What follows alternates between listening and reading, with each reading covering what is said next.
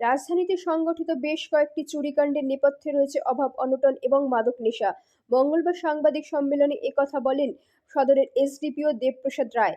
উল্লেখ্য, বিগত 20, 24 এবং 29শে ডিসেম্বর আগরতলা শহরের পূর্ব থানা এলাকায় একাধিক চুরির ঘটনার তদন্ত নেমে 4 চোরকে জালে তুলল পুলিশ।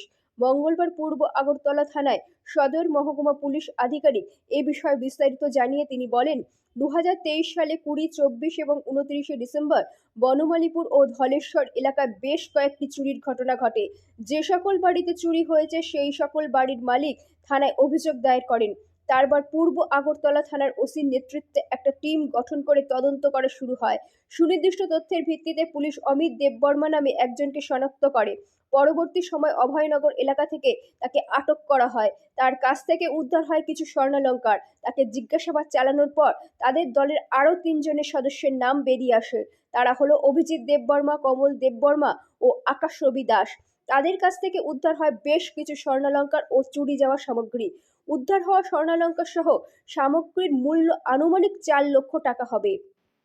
ধৃতরা এনসিসি থানা এলাকায়ও চুরির ঘটনার সাথে জড়িত বলে জানান তিনি। তিনি আরও জানান, চুরিকাণ্ডের নেপথ্যে রয়েছে অভাব অনটন এবং মাদক নেশা।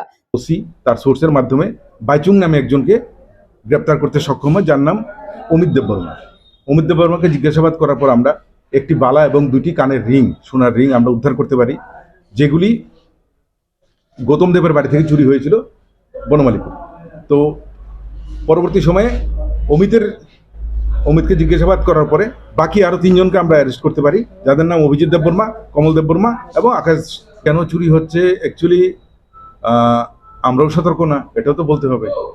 আর অভাব অনটনের মধ্যে থাকে কিছু, আর কিছু ড্রাগস তো আছেই, নেশা কারবারি যারা ধরা পড়েছে আপনারা তো দেখলেন, এদের বয়স তো খুব বেশি না, সব 20-22 বছরের মধ্যেই এদের বয়স।